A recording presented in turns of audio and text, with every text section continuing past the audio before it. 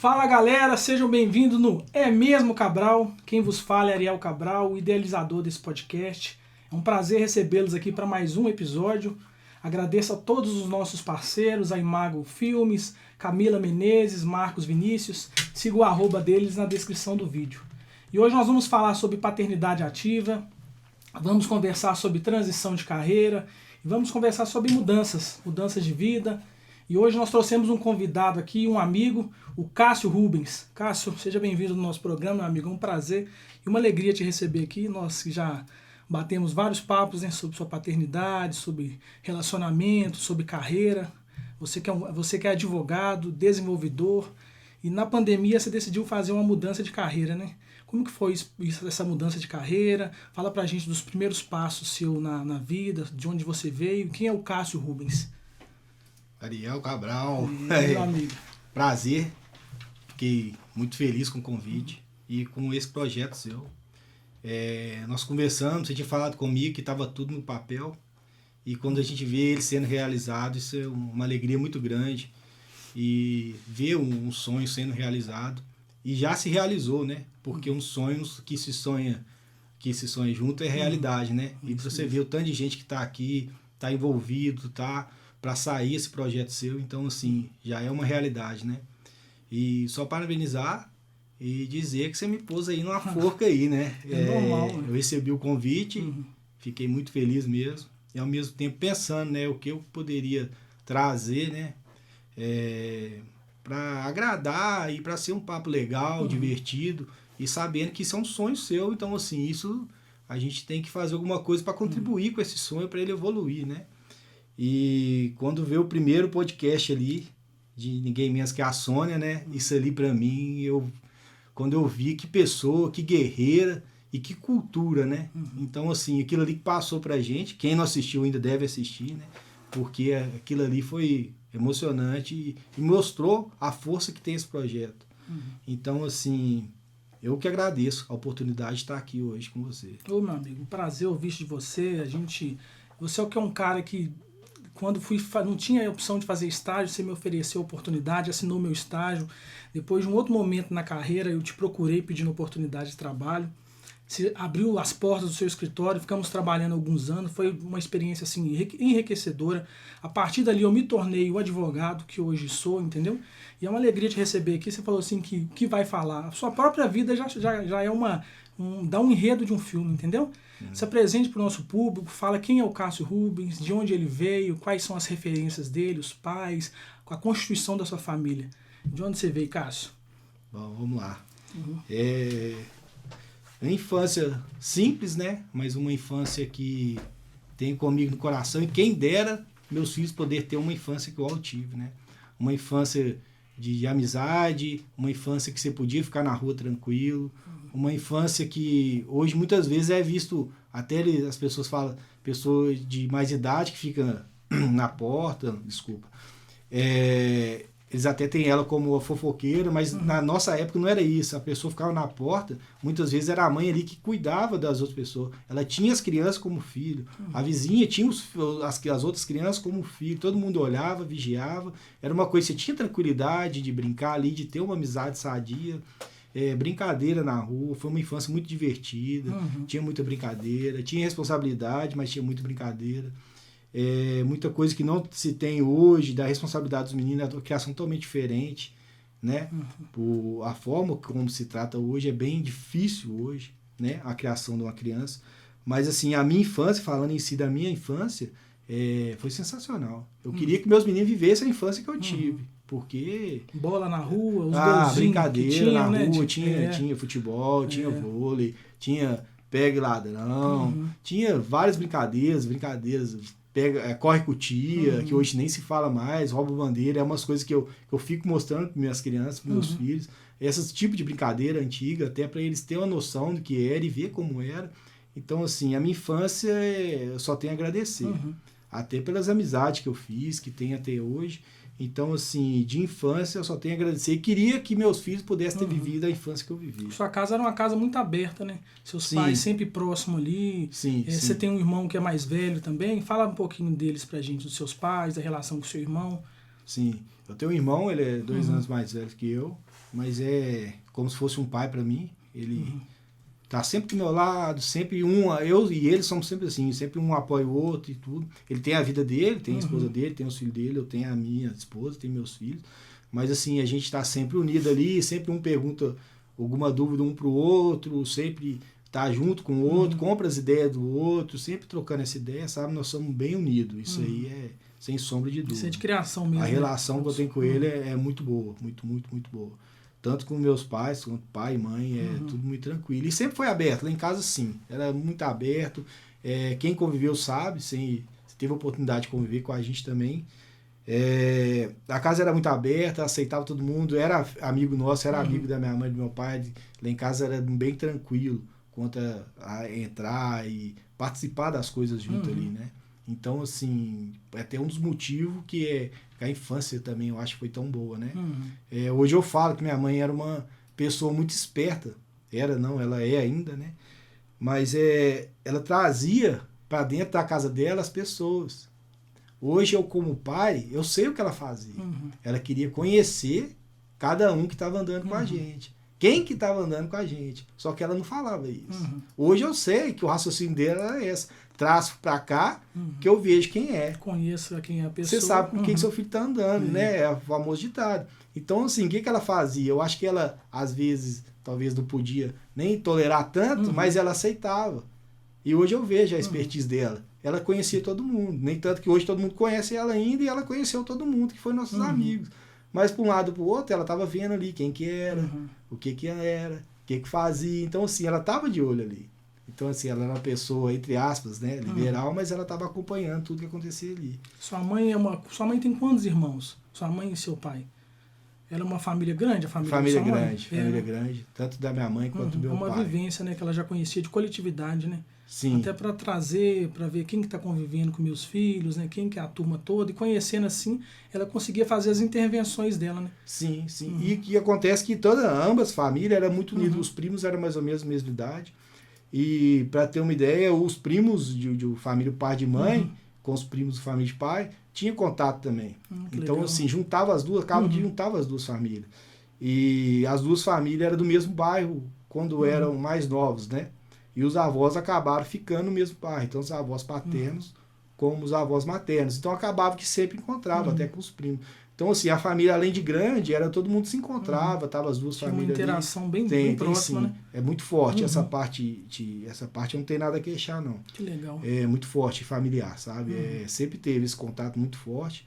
A família sempre foi em primeiro lugar. Então, assim, eu acho isso muito interessante.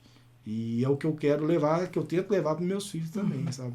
Que a família é importante, é quem tá ali junto que é importante. A união, né? Sim.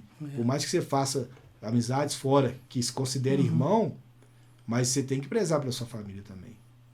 Inclusive, essa pessoa que se você preza ele como irmão, ele tem que participar da sua família também, porque ele vai estar junto ali, entendeu? Então, assim, essa parte era bem unida e bem forte mesmo. É uma característica da sua família, né? A gente pensa, eu acredito muito nisso, que a família é uma empresa. E a gente tem que gerir como se fosse uma empresa mesmo. Está ali o nosso primeiro desafio perante a sociedade. É desenvolver uma família forte, bem estruturada e com valores. E é muito forte isso em vocês.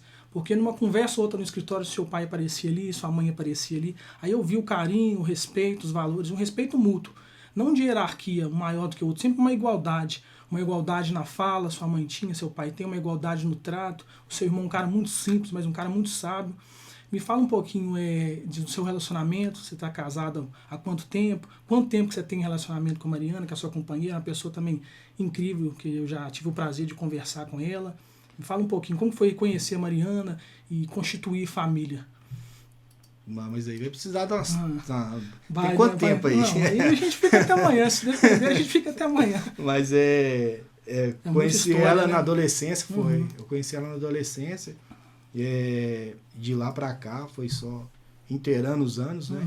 Uma convivência muito grande. E namoramos cerca de 13 para 14 anos. Foi um tempo muito longo, né? Mas amadurecimento, nesse tempo todo estava amadurecendo, né? Tanto eu quanto ela. Como até uma cabeça de relacionamento, né? Entender melhor o relacionamento, porque relacionamento não é fácil, né?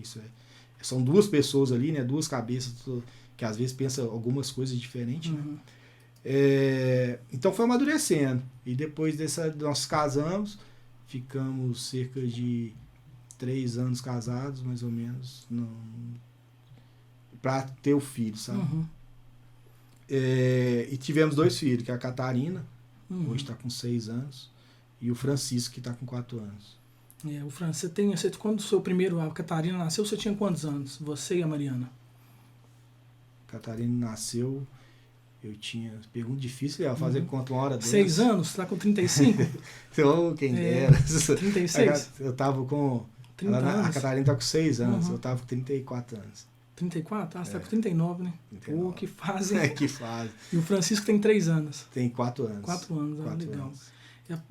Quem era o Cássio antes do Francisco e da Catarina e o Cássio hoje? Depois, o que modificou em você? O que você acha assim que mais você pode posicionar em relação à sua mudança como ser humano?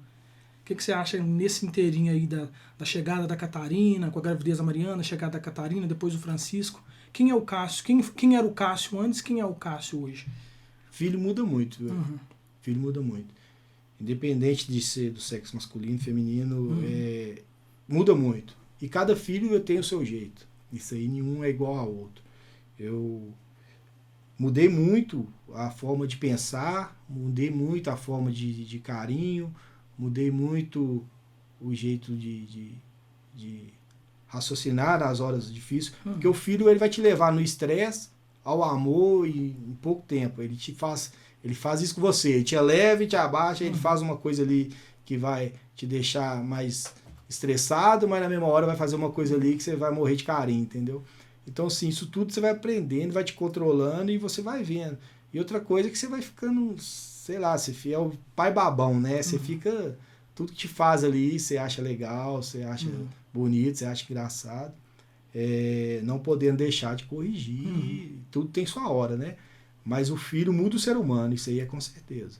Forma de tudo, até de você ir num lugar, de você...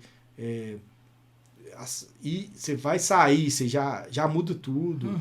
Não estou falando pro lado ruim, mas tudo muda na sua vida. Seu tempo tem que ser maior, sua preparação tem que ser maior. Você não consegue falar assim, vou ali na esquina. Não é assim mais, entendeu? É diferente. Tem todo um plano, né? Tem todo um plano. E tudo que você tem que fazer, quando vem o filho, para quem tem um pouco de consciência, tem que pensar o seguinte: tudo que você vai fazer, você tem que pensar que seu filho está te espelhando. Isso vai te mostrar. Quando você tem filho, isso te mostra todo tempo. Seu filho é seu espelho. Ele vai ser diferente, ele é um ser humano. Nenhum ser humano é igual ao outro. Ele é diferente. Mas muita coisa ali, ele vai pegar do seu tipo, do seu jeito. Isso, quando você tem filho, ele te prova isso 24 horas. Mesmo antes de falar, de andar, pelo movimento que você faz, você vai ver que ele vai fazer um movimento igual. Então você vê que ele está te copiando 24 horas ali. Ele pode ter a cabeça dele, o jeito dele, e vai agir do jeito dele. Mas ele vai lembrar daquilo e pode fazer coisa que você está fazendo. Então você está 24 horas influenciando seus filhos. Então você tem que muito pensar nisso. Desafio. Sabe? Você tem que muito relevar muita coisa. Às vezes uma coisa que você não gostou, para falar com outra pessoa que eles estão na frente, é melhor você guardar, esperar falar um pouco. Tirar uma ordem... Vamos supor, minha esposa dá uma ordem pro filho, você não concorda, você não pode tirar aquela ordem, entendeu? Tudo isso vai mudando, você vai aceitar aquilo ali, depois você conversa com ela separada, depois você tenta mudar aquela coisa que ficou na cabeça dele. Então, assim, você começa a ser mais racional, a verdade é essa. Assim, ser mais objetivo, eu acho que mudou em mim, eu passei a ser mais racional nesses pontos, sabe? E pensar em tudo, saber que tem alguém me observando e que vai me copiar. Ininterrupto, tá te observando. Sim. Aí eu entro naquele ponto, que você tenta ser o seu melhor sempre, né? Mas a vida é diferente, né? Ou até uma vez comentei isso com você. Você vai fazer de tudo achando que está fazendo o melhor pro seu filho. Que foi uma coisa que minha mãe me falou. Um dia que que aconteceu alguma coisa que eu não lembro, que eu fui comentar com ela, que eu estava meio para baixo, ela falou assim: filho, não adianta. Você vai fazer de tudo pro seu filho achar que fez a melhor coisa do mundo. Mas lá na frente você vai ver que você errou. Por alguma coisa, algum ponto, você vai falar, poxa, eu errei nesse ponto. Mas você vai ver só depois. Então, faça o de melhor. Faça o que seu coração mandar, que é o mais importante, e faça o de melhor. Porque você não tem jeito de você prever o futuro. Então, assim, a gente tenta fazer o melhor e a partir do momento que você tem filho, isso é cobrado o tempo todo, sabe? E eles te cobram isso, né? Exigem, né? Sem saber, eles te exigem que você modifique o seu jeito de ser. Porque você fica mais vigilante. Fica. Você não E fica eles tão... cobram. Eles cobram, não adianta. O filho te cobra isso. O filho te cobra carinho, o filho te cobra afeto. O filho... Você vai ver, às vezes ele tá virando a casa de cabeça para baixo. Ele quer simplesmente que você olhe para ele, que você para um pouquinho, brinca com ele. Que seja 2 minutos. Se você não sabe como que é quando você tem filho, você sentar, brincar com ele 2 minutos, você vê o comportamento, como que muda. Você pode levantar e voltar à sua atividade que você estava fazendo. Aqueles 2 minutos ali não é nada. Não é nada. Mas se você sentou e conversou com ele ali, parece que para ele você brincou a vida inteira, sabe? Você deu atenção para ele. Você volta e ele está tranquilo. Então, assim, é muita coisa que muda. Você começa a dar muito mais valor a pequenas coisas, sabe? Você vê que as pequenas coisas que são importantes. Não é as grandes coisas, às vezes para eles não vai fazer diferença nenhuma. A coisa que é importante, às vezes que era muito importante para você, para eles não vai fazer pouca diferença. Porque eles queriam um carinho, eles queriam um abraço. Eles queriam que você brincasse com ele um segundo ali, sabe? A verdade toda é essa. E isso é o mais difícil de perceber e de ver.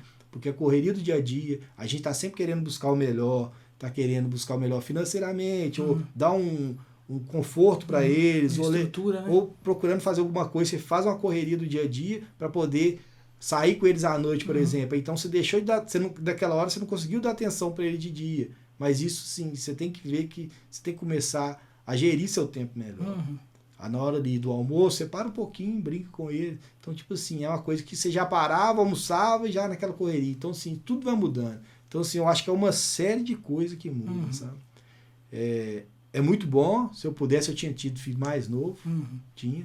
Isso aí eu já até comentei com você. Eu queria ter tido filho mais novo se eu soubesse o quanto que era bom. Mas muda muito. Para ter, você tem que estar disposto a saber que sua vida vai mudar. Querendo ou não, vai mudar. A paternidade, eu vejo que a paternidade, apesar de eu não estar no meu espaço de fala, que eu não tenho filho ainda, mas eu sempre fui um admirador, né? Eu lembro de eu conversando com você, com o Gustavo, que o Gustavo tem um filho próximo à idade do seu, né? Da Catarina, né? Sim. E falando dos desafios da paternidade. Eu vejo que você tem uma consciência, você e a sua esposa, Mariana, tem uma consciência de uma paternidade muito ativa, né? Da maternidade dela muito ativa, da sua paternidade muito ativa. Qual que foi a sensação que você teve para a sua paternidade? Foi quando a Mariana, sua esposa, ficou grávida ou quando realmente a Catarina, sua primeira filha, nasceu? Então, eu tinha um receio muito grande de pegar recém-nascido. Eu ia visitar e não pegava. Até com receio de pegar, porque é pequenininho e tudo. Então, quando veio a Catarina, parece que muda tudo. Eu peguei ela, eu fui primeiro a dar banho nela, dei banho nela e tudo. Então, assim, você vai vendo, é normal, parece que é do instinto humano mesmo, né? Então, assim, a partir dali, hoje eu não ligo. Se eu ver um recém-nascido, eu carrego, não tem problema. Então, até pegar ela no colo, dar o banho nela, eu acho que a ficha ainda não tinha caído direito. Aí que você começa a ver. E no dia a dia, igual eu falei, eles mesmos vão te cobrando, eles mesmos vão fazendo coisas que você vai te despertando, vai te fazendo tornar um pai, sabe? No dia a dia mesmo, uma coisa que faz, um abraço, um sorriso na hora que você chega em casa. Então, assim, foi depois que eu acho que eu peguei ele no colo mesmo e comecei a ter mais familiaridade. Você acha que depois que o Francisco, seu segundo filho, nasceu, a diferença é de 3 anos? 2 anos, né? 2 anos e meio, 3, Você acha que foi mais fácil depois da experiência com a Catarina? Porque você já sabia mais ou menos o que você ia enfrentar. É bem tranquilo. É bem tranquilo. O segundo filho, aquele chorinho ali, aquela manhãzinha ali, você não já fica preocupado, querendo levar no médico, dar remédio. É cólica. Não, você espera pra ver. A Catarina teve um episódio que preocupou logo no começo. Ela começava a chorar muito. E ela começou a ter perda de peso. Mas era porque o leite não estava sustentando. Mas isso é o final, né? Antes de chegar nesse final, foi um desespero, porque ela chorava e dava muito trabalho e tudo.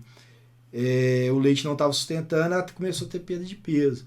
Então, aí nossa mamãe tem uma balança, ia pesando ela todo dia, naquela preocupação, até ela começar a ganhar peso e tudo, entrou com suplemento e tudo. Mas até chegar nesse ponto do pediatra falar, olha, ela está perdendo peso, tem que entrar com suplemento, não pode. Entre aspas, bem que ela estava chorando, era de fome, entre aspas, né? Porque sem não estava sustentando ela, sem saber. Então, assim, isso é de cortar e tudo. E você vai vendo. Então, assim, você vai sofrendo com isso, mas você vai aprendendo muita coisa, né? Então, assim, o primeiro filho, tadinho deles, mas eles vêm para preparar a gente pro segundo, né? Porque você sofre mesmo, mas é até... mas o pai e a mãe sofrem demais, porque tudo você fica sem saber o que fazer. Você liga pra mãe toda hora, ô mãe, tá acontecendo isso. Tem uma tia e madrinha minha, que ela é até pediatra, liga pra ela também e fala, tá acontecendo isso, me ajuda e tal. Sempre ela pedia pra levar lá quando era alguma coisa que ela achava, se era alguma coisa que ela achava que não era, ela falou, não esquenta não, isso é assim, assado. Então, assim, tinha esses pontos pra confortar, mas é pesado e você sofre muito.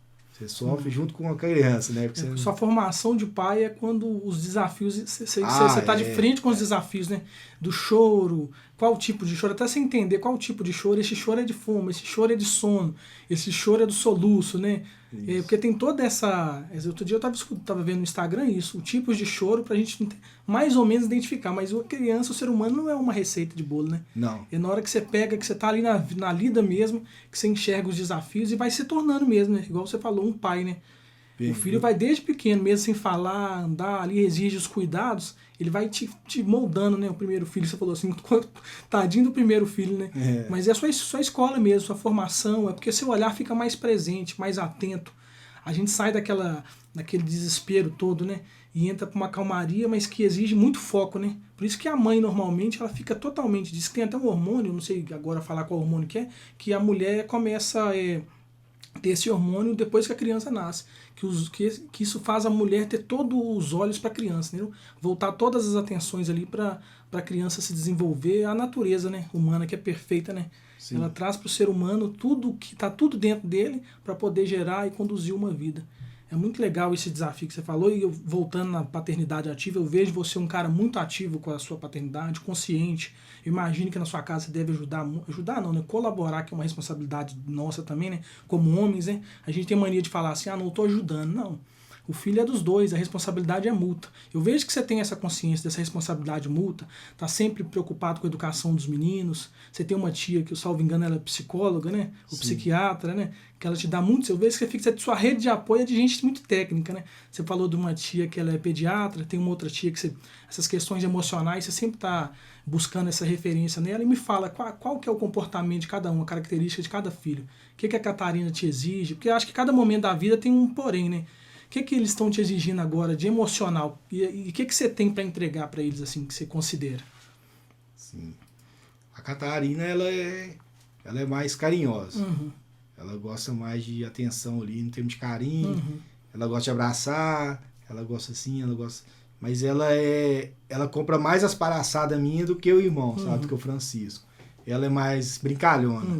Se eu brinco lá, faço alguma coisa engraçada, ela entra na brincadeira, sabe? O Francisco é muito de entrar, não. Ao mesmo tempo que ela é carinhosa, ela assim, comigo, na rua não, ela é muito tímida, sabe? Quando ela tá na rua, ela é muito tímida. Mas comigo dentro de casa é assim. E ela cobra, às vezes, igual eu tava falando das brincadeiras, às vezes até isso. Às vezes ela passa perto de mim e mexe comigo pra mim brincar com ela, sabe? Ela sabe que eu tô, às vezes, fazendo alguma coisa. Às vezes eu tô lá no serviço que eu trabalho home office, ela vai lá e mexe comigo pra me mexer com ela, sabe? Às vezes ela chega da natação, por exemplo. Ela vai lá, faz alguma gracinha pra mim entrar na gracinha dela, sabe? Você tem que estar atento mesmo, né? Tem. O Francisco, ele é carinhoso, mas ele é carinhoso mais silencioso. Ele fica triste, aí você tem que ir lá abraçar ele, entendeu? Ele não te pede, ele não te procura, ele fez alguma coisa que ele não gosta, que ele achou ruim, ele vai ficar triste ali no cantinho dele, mas se você for dar um abraço nele, um carinho nele, ele tá tranquilo, já volta, já muda de assunto e tudo. Ele é mais de chamar atenção, de querer atenção, né? Não de chamar atenção, de querer você ali perto do que a Catarina. Mas só que o Francisco também é mais elétrico. Ele quer brincar 24 horas. Ele é bem elétrico mesmo. Ele é bem... É 220. Fala que ele é o 220.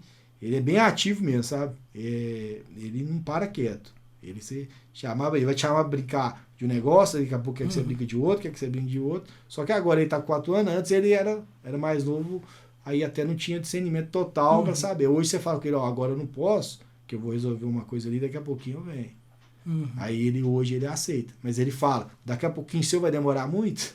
Ele já te pergunta, 4 anos de idade. Então, articulado, assim, ele pergunta. Ele pergunta se o seu daqui a pouco demora muito. Então, assim, é isso que eu te falei também do espelho. Então, assim, fica demorando. Por que ele fala isso? Porque alguém já falou que daqui a pouco e não foi. Então, assim, igual você falou de ser rígido, eu sou um pouco rígido com meus filhos. Em termos de educação, que eu cobro muito. Eu cobro um bom dia, eu cobro um oi, mas porque eu acho que tem que ser assim. Tem até um episódio, né, que você me falou que você foi para um sítio, e aí eles não tinham arrumado a cama deles, né? Foi. Que você tirou eles o que eles estavam fazendo. Não sei se era a cama ou se era uma mesa, era né? até a mesa. Era até a mesa. Direto tem episódios assim, quando a gente tá com mais gente, porque tem pessoas que não aceitam, né? Fala que é criança.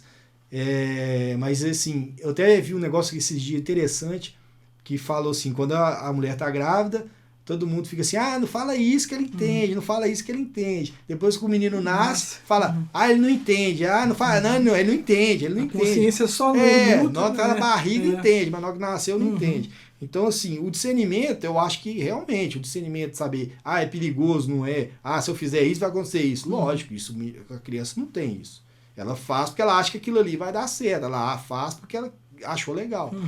Mas, assim, levantou da mesa, igual esse episódio que eu comentei com você, ela levantou da mesa, tá tomando café, levantou da mesa, você não pode pegar seu copo e pôr lá na pia, deixa tudo lá em cima. Aí eu peguei e falei, esse episódio que eu cheguei a comentar com você, eu falei, olha, eles começaram a brincar, eu falei, para brincar, vocês para a brincadeira, tinha mais criança. Eu falei, vocês vem cá, por favor. Vocês vão lá, vão pegar suas coisas e pôr lá na pia. Eles ainda não sabem lavar, mas esses dias o Francisco até pediu para ensinar ele a lavar. A Catarina já lava alguma coisa, mas assim, de brincadeira e tal. De vez em quando ela pede, aí certas coisas que não machucam nem nada, a gente até deixa. Mas a gente nem cobra, isso aí já é demais, né? São novos. Mas pegar na mesa e pôr na pia, poxa, isso aí é uma coisa que minha mãe me ensinou, que a minha mãe falou, e tipo assim, eu acho que a coisa... É o mínimo que tem que fazer. Você já tá ali, você já tá comendo, o mínimo que você vai fazer é pegar a mesa e tirar essas coisas da mesa. Quando você educa seus filhos assim, você abre para eles a oportunidade, quando eles estiverem mais velhos, estiverem na casa de alguém, eles já terem isso como hábito. E quem é assim, extremamente proativo, ou é colaborativo, uma palavra que eu gosto de usar, é sempre bem recebido em qualquer lugar. Imagina você estar num lugar e chega aquele amigo lá que come e deixa o prato sujo, que come e deixa o copo. E aí, se você educa os seus filhos em casa, eles não vão ter essa crítica na rua, porque a sociedade ela é implacável. Eles não vão ter piedade, né? Se em casa a criança está ali sob seus cuidados e é sua responsabilidade educar, é ali mesmo, é no berço daquela empresa que eu falei, que a gente vai ensinar esses valores, sabe? Apesar de eu não ter filho, conforme eu já falei, eu acho que é muito importante isso. Que eu fui criado assim, dessa maneira, eu vejo que você é assim também, e é muito legal você trazer isso para os seus filhos, porque lá na frente isso vai ser muito importante para eles. Eles vão ser bem recebidos em qualquer lugar, eles vão ser acolhidos e bem queridos em qualquer lugar. Além de ser... que o Francisco é totalmente extrovertido, descontraído, chega, ri. Imagina juntar esse lado dele totalmente aberto para um lado educado, que colabora com o espaço. Você está trazendo para o seu filho a possibilidade de ser bem recebido numa empresa, ser bem recebido num grupo de amigos, entendeu? E não exclui, né? Porque quando você não educa o filho assim... Aí na escolinha já vai deixando tudo sujo, aí o professor tem que exigir mais energia. Aí vai ficando mais velho, vai na casa de um coleguinha, toma um café e deixa tudo bagunçado. E aí vai para um trabalho, na hora do trabalho, deixa... Olha o efeito dominó que isso pode causar. E eu acredito, tem umas fontes que falam que os filhos, eu não sei de onde eu li isso, tem uma fonte que fala que até os 7 anos você consegue... colocar nos seus filhos ou implementar na característica da personalidade daquela pessoa, daquela criança, todos os valores que você tem seu.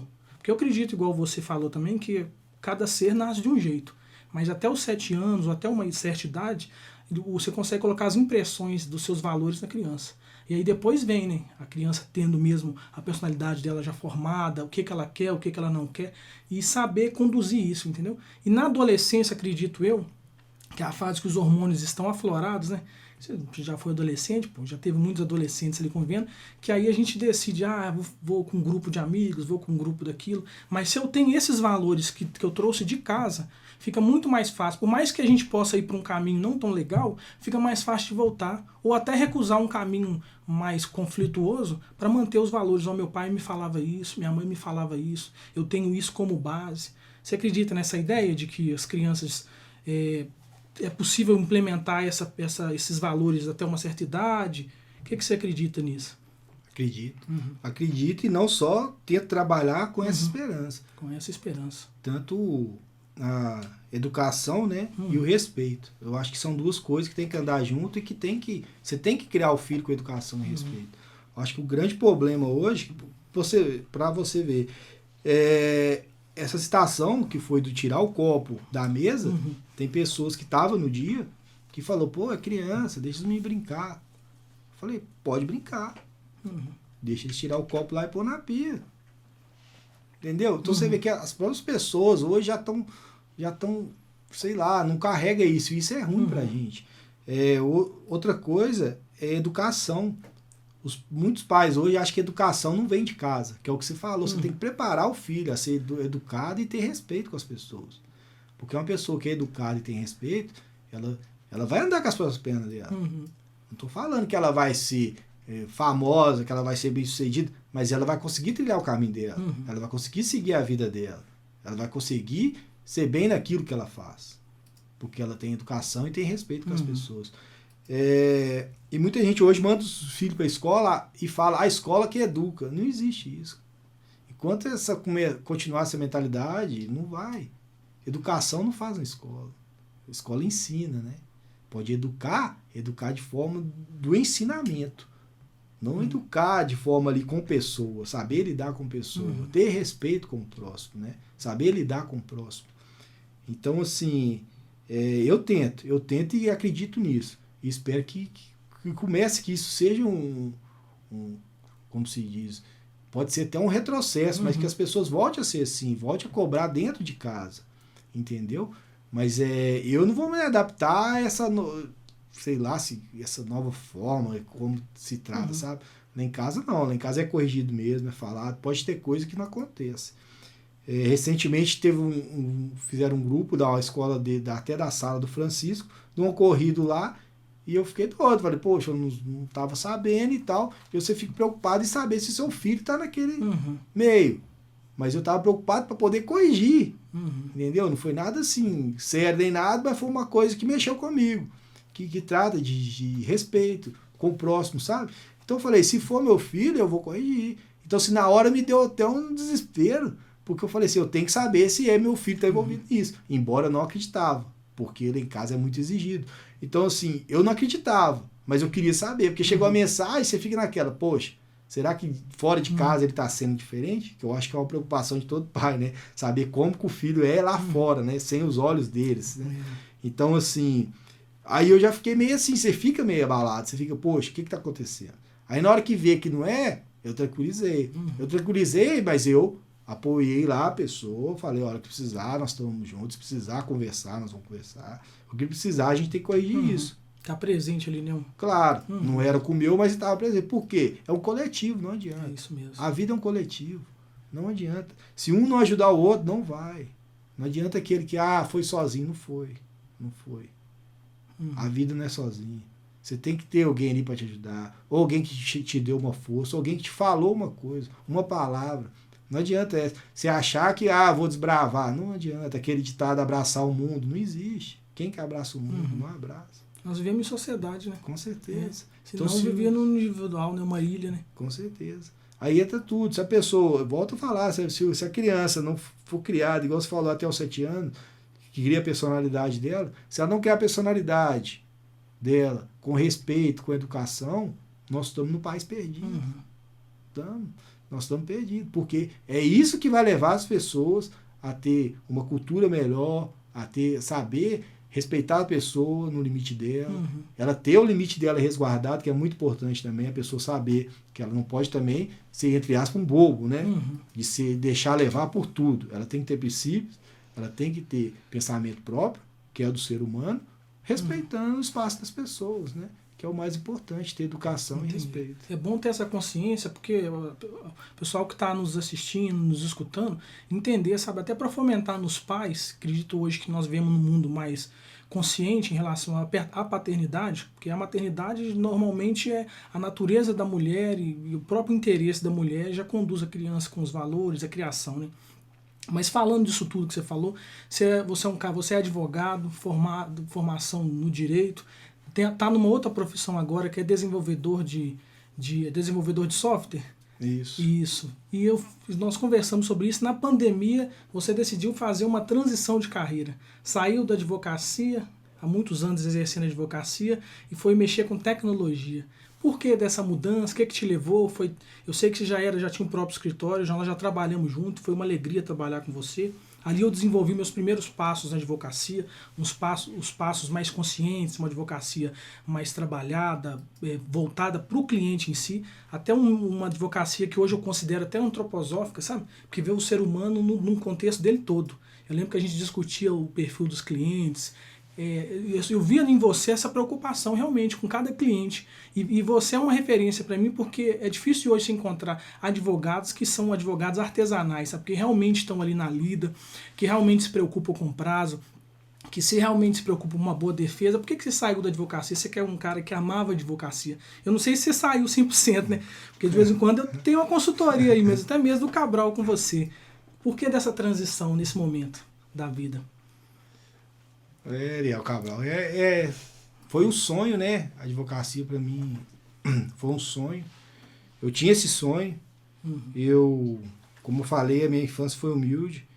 Para pagar a faculdade, eu trabalhei de motoboy, eu trabalhei com caminhão, eu fiz FIES, metade da minha faculdade para ajudar, para pagar. Então, assim, eu ter formado nisso, eu não sei se você sabe disso, né? Mas muita gente não sabe, minha mãe é formada em Direito, só que ela não exerceu a profissão. Naquela época tinha aquela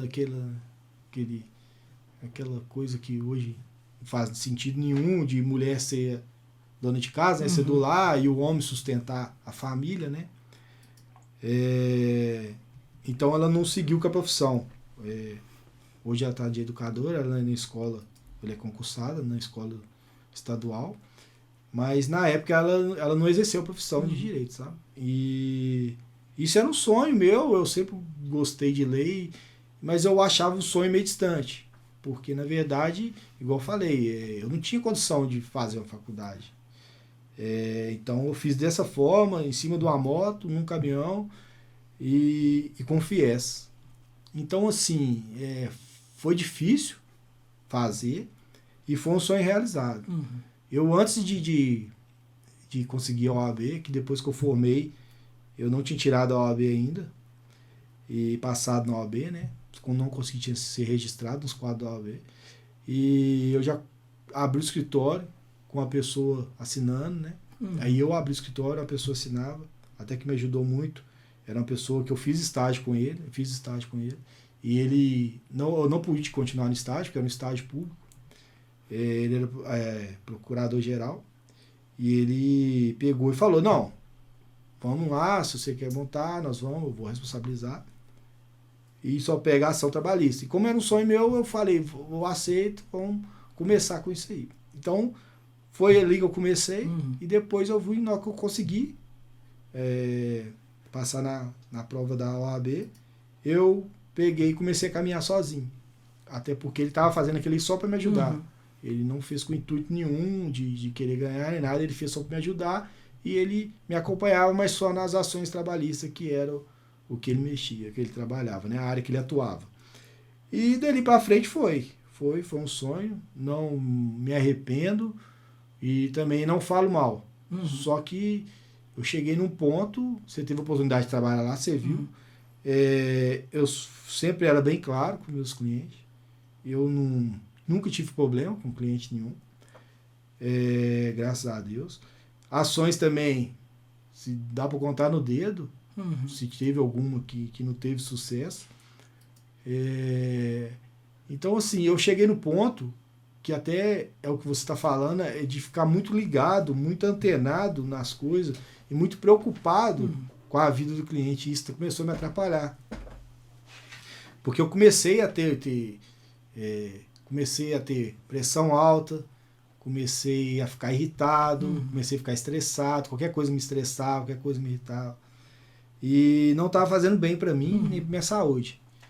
E foi quando veio a pandemia e já estava tudo parado. E eu sempre tive a curiosidade do curso de tecnologia, das coisas voltadas à tecnologia. Você até via lá quando tinha os problemas, quando começou a ficar eletrônico a advocacia, que também é uma coisa também que eu desgostei um pouco, tá? Do contato que tem, que hoje você não tem aquele contato direto mais na secretaria, você não tem aquele contato mais direto com o juiz. Em audiência. Tem juiz que nem te atende, é só online. Então, assim, isso tudo foi tirando a característica que tinha do advogado ativo, né? Igual você falou, o advogado tá ali em cima, o advogado que conseguia ali resolver a situação. Hoje ficou, por mais que a tecnologia é um avanço, tem que passar para a tecnologia mesmo, processo digitalizado, pô, é uma benção, mas me tirou um pouco o brilho do que eu estava acostumado, que a gente fala lá de ralar barriga no balcão, né? Hoje quase nem existe isso mais. Então, assim, aí eu era curioso com a área de tecnologia e meu cunhado falou assim, você tá infeliz aí e tal, quer tentar? Que meu cunhado já há 10 anos já que ele já é da área de tecnologia, falou, você quer tentar? Fiquei sabendo de um curso aí, você entra lá e vê o que você acha. Eles estão falando bem do curso, olha lá o que você acha, o que você precisar de apoio eu te ajudo. Aí eu fui. Aí eu até brinco, né, que fala que foi o dia que a Terra parou, né, que eles falam, que tem muita analogia com a música do Raul Seixas, você já reparou, tem alguns trechos lá que é como se fosse a pandemia, né. Depois você até nunca tinha escuta ela, você vê. Ele fala coisa ali que é tipo, que tem a ver com o que aconteceu. Depois você até escuta para você ver. Aí foi encadeando, cara. E virou um sonho também, né? Porque você começa a fazer, eu parei minha vida, o curso lá era de 2 às 8, direto. Então, assim, de 2 às 8 você tinha que ficar disponível, porque tinha os momentos 5 nem assim. Então você tinha que estar com a câmera ligada, você tinha que conversar. E foi um desses negócios que lá tinha soft skills e teve um momento lá, tinha momentos que você conversava com o pessoal de psicologia para te ajudar, até quem vinha de transição também para conversar. Foi aí que eu vi aonde que eu estava caindo no meu serviço do direito e por bem eu saí porque ia acabar agravando. Tem uma síndrome de burnout, eu não sei pronunciar direito. Burnout, né? Burnout. Eu não sei pronunciar direito. Né? Então, assim, depois que ela falou dela e foi falando ponto a ponto do que o que ela causava, eu fui me enquadrando. Eu fui vendo que estava tudo aquilo acontecendo comigo, sabe? Então, assim, a pessoa chega até a ficar desacordada e tal, é bem sério. Então, assim, eu vi que eu já estava desgaste. E um dos desgastes que gera isso é o desgaste profissional, sabe? Então, assim, eu acho que foi na hora certa, cara. Não falo assim que eu nunca mais volto, eu tenho ainda ativo, minha OAB é ativa ainda. Igual você falou da consultoria, eu tô sempre aí para ajudar. Tem outros colegas também que pedem ajuda de vez em quando para fazer uma avaliação, uma consultoriazinha. A gente faz, mas não é com o intuito de ajudar mesmo e de fazer a pessoa prosperar, tá? Pode ser que um dia... não sei o meu futuro, eu posso voltar, né? Mas foi aí que foi encadeando, a tecnologia começou a virar um sonho e tornou realidade, né? Foi depois do curso, eu finalizei o curso, com uns 3 meses eu fui contratado pela empresa. Entendi. E estamos lá, essa empresa foi bacana, tem média de 1 ano e pouco, eu já consegui ser promovido na empresa. E hoje essa empresa foi comprada por ela tinha uma empresa internacional que tinha parte nela. Hoje ela comprou mais ações dela agora há pouco tempo. Então, nem ações, comprou parte da empresa. Então, assim, posso dizer hoje que até uma empresa que tem vínculo internacional. Então, assim, só agradeço. Foi tudo encaminhando e encontrei pessoas maravilhosas na empresa que eu fui, pessoas muito boas que me ajudou na promoção. Então, assim, só tenho a agradecer, cara. Aconteceu, não tem nada a queixar da advocacia. Mas era o momento necessário, né? Foi. Você Por isso que eu falo que tudo tem um propósito. Desculpa ter te cortado, mas tudo tem um propósito. Aconteceu, assim, não era uma coisa tão programada, eu sempre tive curiosidade e foi encaminhando. Entendi. É bom você falar isso. A gente está chegando para o final da entrevista. Da entrevista não, desse papo mesmo gostoso, de consciência, de vida. Apesar que passou muito rápido, né? Nós fomos falando e fomos envolvendo no assunto. Eu vejo que realmente tem profissões que começam a esgotar. E a gente não tem mais aquela ideia de que nós temos que ficar na profissão que a gente decidiu até o resto da vida. Se realmente já está no limite ali, emocional, já não brilha mais tanto os olhos, já não é o mesmo modelo que era antes, que nos mantinha ali, por que não mudar? Entendeu? Eu sei que, acredito que hoje você tem mais tempo de qualidade com seus filhos, mais tempo de paz interior, né? Que você não tá tão, a gente não fica tão estressado. E a advocacia realmente ela gera isso. A advocacia é muito conflito. Então você lida com o conflito do outro, a energia do outro, a energia do processo, que acaba que se a gente não conseguir desvincular um pouco disso, realmente a gente desgasta. Eu sei como que é um exímio advogado, que eu tive o prazer de participar das suas sustentações, nós fizemos um júri uma vez, participei com você, e eu vi a sua dedicação em relação a isso. E para chegar ao fim, Cássio, é uma alegria mesmo te receber aqui. A gente tem um momento nessa conversa que a gente vira essa ampulheta, e aí eu queria que você deixasse para os nossos ouvintes, para o mundo que seu filho vai encontrar, uma mensagem positiva, uma citação de alguma coisa, para que lá na frente eles possam olhar para isso e falar assim, nossa, esse é meu caminho. O que você pode deixar para os seus filhos, para sua família, para os nossos ouvintes que nos acompanham aqui no canal? Uma coisa bem objetiva, assim, é que nada é fácil. Nada é fácil. E principalmente as crianças de hoje, os jovens também, e adulto que ainda não... que passou para a fase adulta agora há pouco tempo, saber que a vida às vezes te derruba, que tem problemas, que o ser humano tem problema, o problema foi feito para resolver, então você tem que resolver, você tem que ousar, você tem que buscar realizar sonhos, e não existe isso. Esses dias mesmo eu vi um cubo mágico de uma cor só. Aí ele estava fazendo a analogia do cubo mágico. Porque todos têm que ganhar. Aí uma pessoa está falando, porque todos têm que ganhar. Isso não existe, a vida não é assim. A vida não é assim. Não é todos ganhar, tem sua hora de ganhar. E se você buscar seu objetivo, você vai ganhar. Se você correr atrás do que você quer, Deus vai te ajudar. Independente de sua religião, sua crença, você tem seu Deus. Seu Deus vai te ajudar. Você busca Ele, você busca o que você quer, objetivo, coisas boas, plante coisas boas.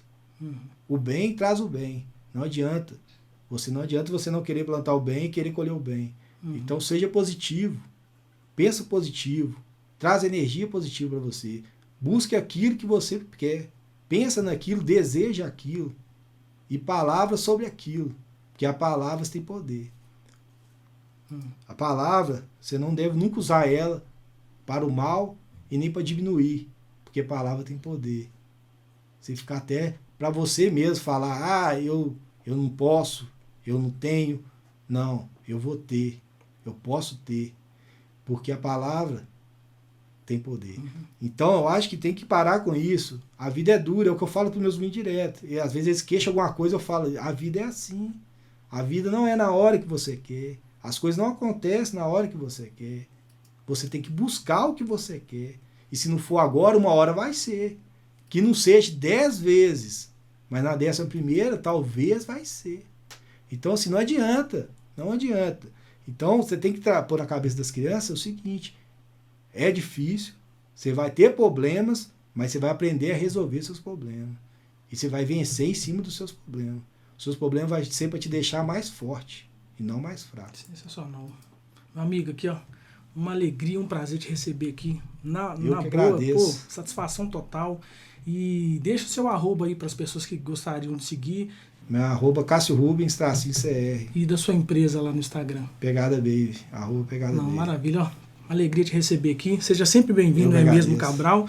E é uma alegria, cara. Valeu demais o papo. A galera que estão nos escutando deve ter curtido bastante, beleza? Valeu, irmão. Agradeço, obrigado. Pessoal, agradeço por mais um episódio. Uma alegria estar aqui. Foi um papo muito gostoso, descontraído. Falamos de paternidade, de transição de carreira.